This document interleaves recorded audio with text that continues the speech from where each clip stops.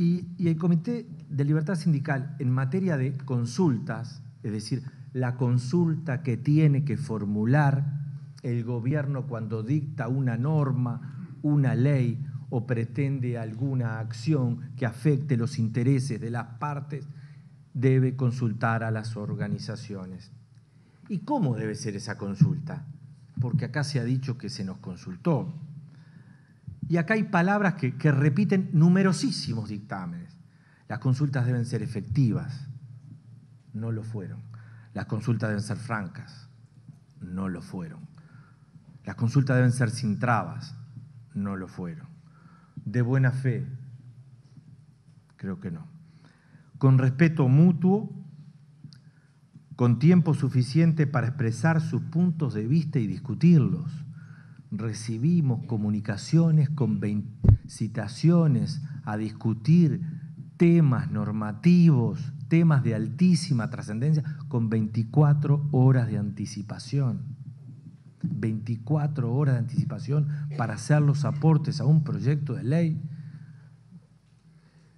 En especial, con tiempo suficiente, dicen estos dictámenes, en especial cuando se refiere a la legislación que afecta los intereses del sector. Y esas consultas deben ser en profundidad. ¿Pero por qué? Esto tiene una explicación, y es que el aporte que hacen ambas organizaciones más representativas es el que le da el sustento del cumplimiento.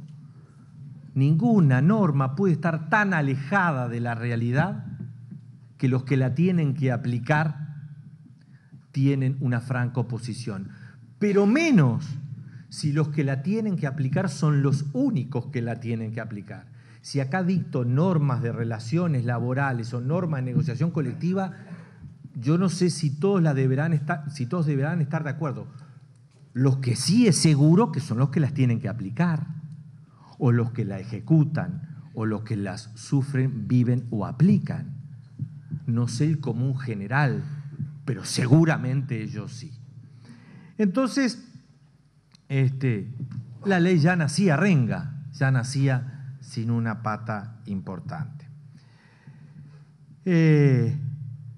Ese fue el planteo con respecto a lo que nosotros cuestionábamos en cómo había sido el proceso, la génesis de este proyecto de ley de negociación colectiva. Pésima génesis. ¿Qué planteamos entonces con respecto a la propia ley de negociación colectiva? Bueno, primero, violaba convenios internacionales. De ahí en más había que elegir qué artículos de cuáles. Pero vamos a concentrarnos ahora, porque nuestro trabajo incluyó toda una explicación, toda una historia de lo que eran las relaciones laborales en Uruguay, para introducir también a los miembros del comité y a esos expertos a efectos de que tuvieran muy graficadas cómo eran las relaciones laborales en Uruguay y que fuera muy gráfico el planteo. Pero resumiendo, hablábamos del deber de información, porque sosteníamos que más allá de ser un elemento interesante y que aporte para la discusión de un convenio colectivo, no existen sanciones ni procedimiento para garantizar la obligación de reserva. ¿Por qué? Porque la organización sindical no tiene responsabilidad jurídica, o nos cuesta encontrarla, o les puede costar muchísimo más a los jueces que a nosotros. Cualquiera que tiene una obligación de mantener la confidencialidad y la obligación de reserva que establece la ley sobre determinada afirmación, es inútil si yo no puedo ejecutar esa reserva y hacer responsable efectivamente y en los hechos esa violación a esa obligación de reserva. Que me digan que yo tengo una obligación a cumplir y nadie me puede hacer nada, realmente la fuerza o la coacción que yo puedo sentir en cumplir algo, esa obligación es nula.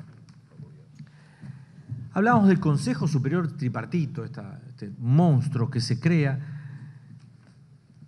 y decíamos que tenía una integración mayor de número de delegados del gobierno,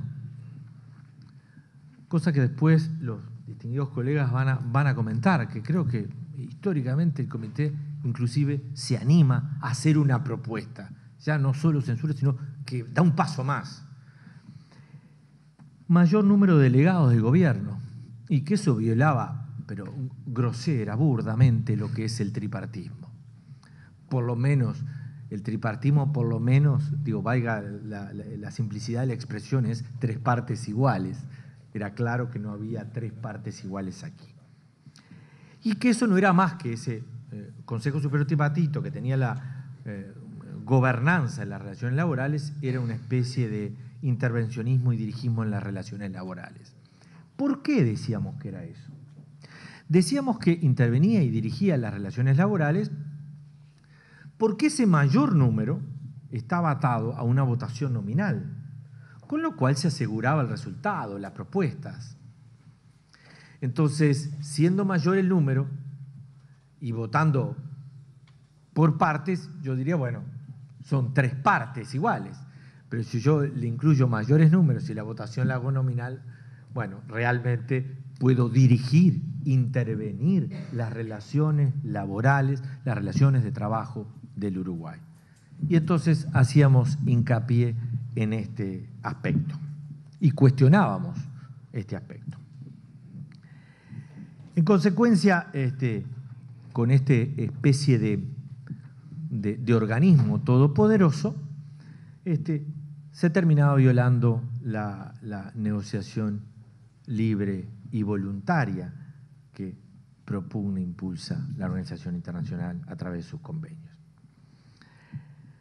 Después hacíamos una referencia al funcionamiento de los consejos salarios en la realidad,